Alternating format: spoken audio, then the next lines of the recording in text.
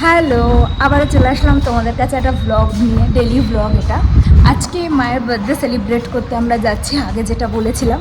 তো চলো যাওয়া যাক। আজকে লেট হয়ে গেছে, এইভাবে প্রতিদিনই লেট হয়ে যায়, কি বলবো। তো চলো, যেখানে যাচ্ছি সেখানে গিয়ে তোমাদের সাথে দেখা হচ্ছে। আর খুব সুন্দর সুন্দর ছবি তুলেছি, আশা করি ভালো লাগবে। আর এটা হচ্ছে আমার ড্রেসটা, এই যে মা এই ব্যাগটা দিয়েছিল, এই ব্যাগটা এটা। তো যেটা বলছিলাম, আমাদের এমনি লেট হয়ে যায়, সেটা নতুন কিছু নয়। যে মা পিছনে সিটে বসে আছে, কোথায় মা দেখি, সরি না, সত্যি গাড়ি চালানোর সময় খুব কনসেন্ট্রেশনের দরকার হয়। হ্যাঁ, বুঝতে পেরেছি। যাই হোক, মা এইভাবে দেখাই, মা ওইদিকে বসে আছে। যাই হোক, তো দেখা যাক কত তাড়াতাড়ি যেতে পারি, কত কি করতে পারি। তো সত্যি আমাদের টাইমিংটা না খুব বাজে হয়ে যায়, প্রত্যেকবার লেট হয়ে যায়, এটা ঠিক না। কিন্তু কি করা যায়, আসলে ছবিটাও তো তুলতে হবে বলো। সেজে বুঝে যদি একটু ছবি না তুলি তাহলে তো কোনো কিছু, মানে কি বলবো। ব্যাঙ্গালোর এখন পুরো বৃষ্টির ওয়েদার, পুরো বৃষ্টির ওয়েদার এখন পুরো, যখন তখন বৃষ্টি নামতে পারে, এটা একটা টেনশন। যাই হোক, তো যাওয়া যাক, এবার যাই কি হয় সব আপডেট তোমাদেরকে দেবো। নতুন রেস্টুরেন্ট, তো ওটারও নতুন একটা রিভিউ আমি বলবো তোমাদের, খাওয়া দাওয়া কেমন, কি ব্যাপার। দীপ খুব এক্সাইটেড। দীপ বলছে মেনিউটা, হ্যাঁ মেনিউটাও আমি দিয়ে দেবো। দীপই অ্যাকচুয়ালি সব দেখেছে। তারপর আর কি, যেতে যেতেই মাঝ রাস্তায় হঠাৎ করে বৃষ্টি নামলো। আর এতই বৃষ্টি হচ্ছিল যে সামনের গাড়িগুলোও দেখা যাচ্ছিল না, ভীষণ বৃষ্টি হচ্ছিল। আমাদের তো একটা জায়গায় দাঁড়িয়েও যেতে হয়েছিল, কারণ এখানে না ব্যাঙ্গালোরে বৃষ্টি হলেই জল উঠে যায়, আবার জলটা নেমেও যায়। তো যাই হোক, তারপরে এই বৃষ্টিটাকে মাথায় নিয়েই চলে গেছিলাম আমরা রেস্টুরেন্টে। এই প্ল্যানিংটা না আমরা অনেক দিন আগেই করেছিলাম, মানে মা আসার পরেই আমরা ভেবেছিলাম আচ্ছা মায়ের জন্মদিনটা সেলিব্রেট করলে কেমন হয়। দীপন বললো হ্যাঁ আমরা সেলিব্রেট করতেই পারি, মারও ভালো লাগবে, তার সাথে আমাদের তো অবশ্যই ভালো লাগবে। তো হঠাৎ করেই মাকে একদিন বললাম চলো মা, আজকে তোমার বার্থডে সেলিব্রেট করব। মা শুনে আবার ভাবলো বার্থডে সেলিব্রেট করবি, সেটা আবার কি, আমার তো জন্মদিন এখন অনেক দেরি আছে। আমি বললাম চলোই না, তারপর দেখতে পাবে। সেই কথা মতো মা রেডি হয়ে নিল, আমিও রেডি হয়ে নিলাম, আর দীপও রেডি হয়ে নিল, নিয়ে তো আমরা চলে গেছিলাম রেস্টুরেন্টে। রেস্টুরেন্টে না খুবই ভালো ছিল জানো তো, খাবার দাবারও বেশ ভালো ছিল, আর অনেক রকম আইটেম ছিল। ওদের লাইভ কাউন্টার ছিল, স্টার্টার ছিল, খুবই ভালো ছিল। তো সেখানে গিয়ে আমরা সব দেখছিলাম, ভিডিও নিচ্ছিলাম। আর এদিকে ভেতরটা দেখেছো কি ভিড়, প্রচণ্ড পরিমাণে ভিড় ছিল। তো যাই হোক, ভিড় থাকলে আর কী হবে, আমরা তো অলরেডি আগের থেকেই টেবিলটা বুক করে গেছিলাম। তবে একটা জিনিস আমার খারাপ লেগেছে জানো তো, এখানে না এসিটা সেদিন কাজ করছিল না। তো ওদের উচিত ছিল যে এসিটা ঠিকঠাক করে মানে সারিয়ে নেওয়ার, মানে সার্ভিস করে নেওয়ার। ওটাই একটু প্রবলেম হচ্ছিলো, আদারওয়াইজ খাবার দাবার কিন্তু খুব ভালো ছিল। আর এই দেখো মা খাবার খেতেই ব্যস্ত, অবশ্যই খাবার খেতে এসেছে তো খাবার খেতে ব্যস্ত থাকবেই। মার ছেলে ব্যাস প্রিয় খাবারটা পেয়ে গেছে। এরা দুইজনই মোমোটা ভীষণ পছন্দ করে, মাকে দেখেছো হ্যাঁ খুব ভালো খেতে জানিস তো। আর আমি তো ভিডিও করতে ব্যস্ত, এখন আসলে একটু ব্লগ করি, তো ভিডিওটা করতে কিন্তু ভালোই লাগে। ওই জন্য খাবার থেকেও আমার ব্লগিংয়ের প্রতি কিন্তু বেশি ইন্টারেস্ট ছিল। ওরা খাচ্ছিল, আমি ব্লগ করছিলাম, আমিও খেয়েছি মাঝে মাঝে অল্প অল্প করে। এদিকে পিৎজা পাস্তা সবই ছিল, আর এগুলো হচ্ছে মেন কোর্স, মানে ভেজ নন ভেজ সব রকম ব্যবস্থা ছিল জানো তো। তার সাথে নান ছিল, কেউ যদি প্লেন চাপাতি খায় সেটাও ছিল, সব রকম ছিল। তো বেশ খাবার দাবারগুলো বেশ টেস্টি ছিল। আর আমি ভাবলাম তোমাদের সাথে এই খাবার দাবারগুলো একটু শেয়ার করি। তার সাথে দেখেছো কত রকমের স্যালাড। স্যালাড অবশ্য আমার খুব একটা পছন্দের নয়, একদমই ভালো লাগে না। আর এই ভেজ পোলাওটা না আমার ভীষণ ভালো লেগেছিলো, ভীষণ ভালো খেতে এটা। তো বেশ ভালোই লেগেছিলো, আমি এতটা এক্সপেকটেশনস নিয়ে যাইনি যে খাবার দাবারটা ভালো হবে, কিন্তু বেশ ভালো ছিল। এদিকে কাঁকড়াও ছিল, ওই যে বললাম সব ছিল, চিংড়ি মাছ, এমনি ফিশ, অনেক রকমের এখানে ফিশ আছে, আমার ফিশগুলোর নাম মনে নেই, অনেক দিন আগে গেছিলাম না সেই জন্য। অনেক রকম ভাজা ছিল, অনেক কিছু ছিল, খাবার দাবার কিন্তু বেশ অনেক কিছু ছিল, তার সাথে স্যুপও ছিল। ওই যে বললাম কোনো কিছুর খাবারের কোনো কমতি ছিল না, আর টেস্টটাও খুব ভালো ছিল, ওরা গরম গরম খাবারও সার্ভ করছিল। আর এতক্ষণ তো শেয়ার করলাম যে রেস্টুরেন্টের খাবার কেমন ছিল, আর এবার শেয়ার করব যে যার জন্য আমরা রেস্টুরেন্টে গেছিলাম আসলেই সেই মানুষটা কেমন। সেই মানুষটার অনেক ভালো গুণ আছে, তার সাথে কিন্তু অনেক খারাপ গুণও আছে। সে সবটাই তোমাদের সাথে আজকের ব্লগটাই শেয়ার করব। তো চলো তোমরা শুনতে থাকো। আগে বলি মায়ের মধ্যে কী কী ভালো গুণ আছে জানো তো? আজ প্রায় 3 বছর হয়ে গেল, মানে বিয়ের 1 বছর আগের থেকে মায়ের সাথে কথা হচ্ছিল, তাও সেইভাবে না, খুবই অল্প কথা হয়েছে, কিন্তু এখনও পর্যন্ত তার সাথে না কথা বলতে গিয়ে আমার কোনো দিন কোনো ইতস্তত বোধ করিনি। সে এতটাই আমাকে আপন করে নিয়েছে। তার ছেলের বৌমা তখনও আমি হব কি না জানি না, তখনও কিছু ঠিক হয়নি, কিন্তু সেই দিন থেকে এখনও পর্যন্ত সে একদিনের জন্য বুঝতে দেয়নি আমি একটা অন্য বাড়ির মেয়ে।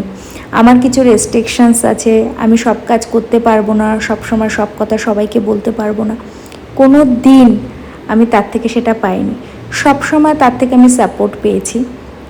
আর সত্যি কথা বলতে আজকে দীপায়নের সাথে বিয়ে হওয়ার একটা প্রধান কারণ হচ্ছে এই মা। মানে মা আমাকে প্রথম দিন থেকে এতটাই আপন করে নিয়েছে, এতটাই আমার ফ্যামিলিকে কমফোর্ট ফিল করিয়েছে না, আমার মনে হয়েছে এখানে বিয়ে হলে জানি না কতটা আর্থিকভাবে ভালো থাকবো, কিন্তু হ্যাঁ মানসিকভাবে তো সুস্থও থাকবো, ভালোও থাকবো। মানসিকভাবে সুস্থ থাকা এবং ভালো থাকাটা না খুব দরকার। আর্থিক দিক থেকে তো আজকে ভালো থাকলে কালকে খারাপ থাকবো, তারপর আবার ভালো থাকবো, কিন্তু মানসিক দিক থেকে ভালো থাকাটা তাই নয় প্রয়োজন। মা জানো তো আমার জন্য যেসব জামা কাপড় কিনবে, তার সাথে কি জুয়েলারি পরবো, কেমন সাজ হলে ভালো লাগবে, সাজ ঠিকঠাক না হলে আমাকে বলবে আর একটু ভালো করে সাজ, কেন লিপস্টিক পরছিস না। ওই যে বললাম মা বলেই হয়তো এটা সম্ভব, মা ছাড়া এটা অন্য কেউ ভাবতে পারবে। আর শুধু সেটা নয়, আমার যেদিন বিয়ে হয়েছিল ঠিক বিয়ের পরের দিন যেদিন আমি এসেছিলাম আমার শ্বশুর বাড়িতে, সেদিন মা আমাকে রাত্রেবেলায় শোয়ার জন্য একটা শর্টস আর একটা টপ দিয়েছিল, বলেছিল এটা পরে ঘুমো, না হলে তো তোর ঘুম হবে না, তুই যদি না ঘুমোস তাহলে তো পরের দিন তো শরীর খারাপ করে যাবে, তখন কি হবে।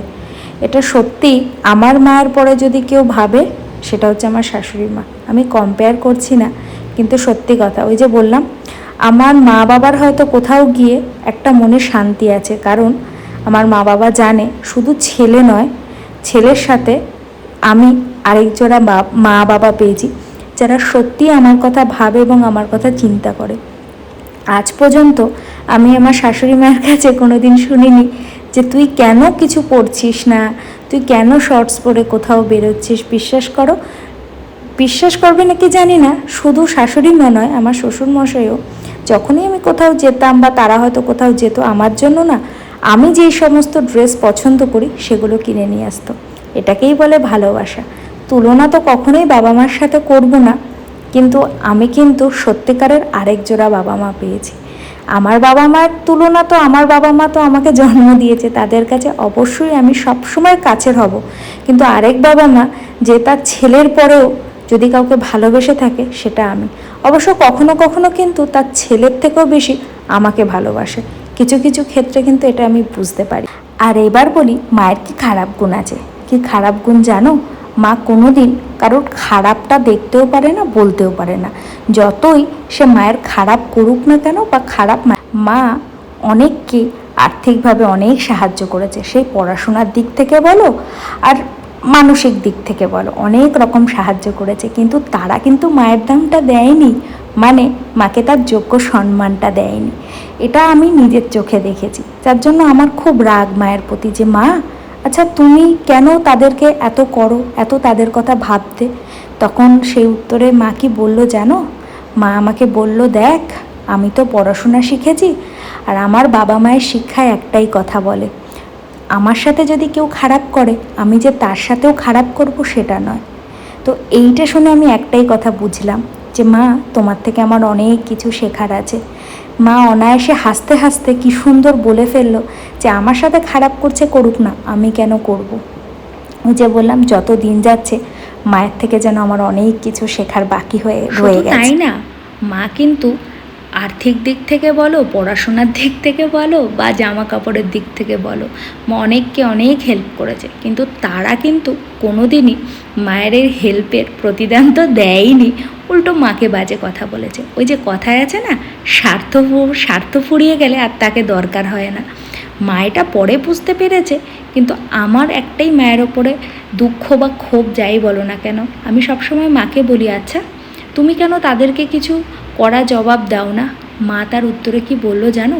যে ঠিক আছে, আমি তো তাদের থেকে কিছু পাওয়ার আশায় কিছু করিনি, শুধু আমার একটাই আশা ছিল যে তারা অন্তত আমাকে সম্মান দেবে, আমাকে ভালোবাসবে। কিন্তু সেটাও যখন তারা দিল না, তাদের থেকে আর আমি কিছু প্রত্যাশা করি না। অবশ্য জানো তো, মা কারোর থেকেই কিছু প্রত্যাশা করে না, ইভেন আমাদের থেকেও করে না।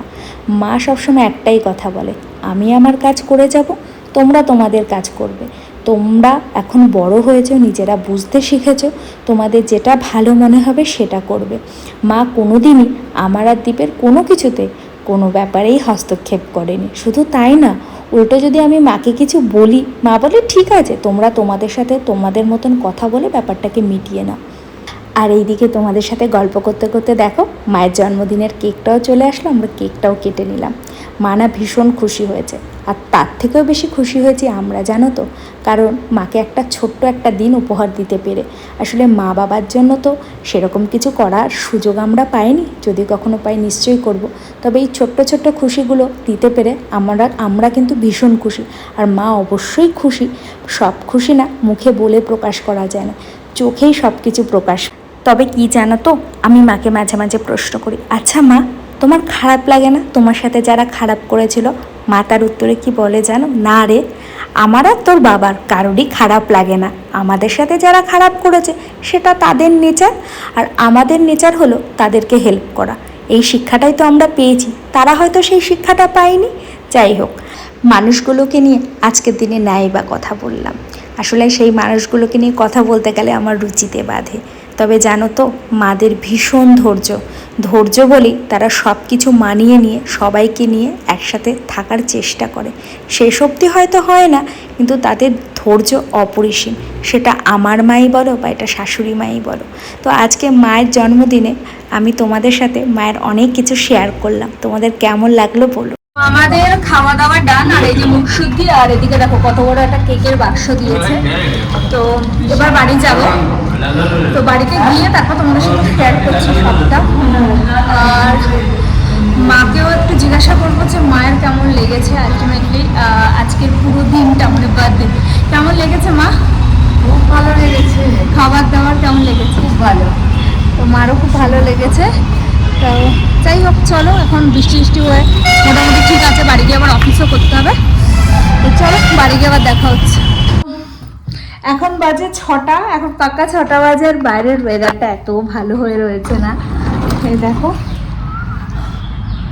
6টার সময় এতটা অন্ধকার থাকে না। যাই হোক, জাস্ট বাড়ি ফিরলাম, একটু এদিক ওদিক গেছিলাম, মায়ের কয়টা ওষুধও নিতে গেছিলাম, কিন্তু ওষুধ লাস্টে পাওয়া যায়নি, তো এই দীপ আনতে গেছে, আমি চলে এসেছি, আমার তো অফিস আছে।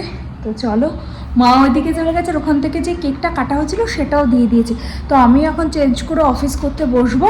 তোমাদের সাথে সন্ধ্যাবেলায় কিংবা রাত্রেবেলা দেখা যাবে, এখন অলরেডি সন্ধ্যা হয়ে গেছে, এখন একটু অফিস করিনি, তারপর আমি তোমাদের সাথে পুরো খাবারের সব কিছু শেয়ার করছি। চলো এখন তাহলে এখনের মতন টাটা, আবার আসছি রাত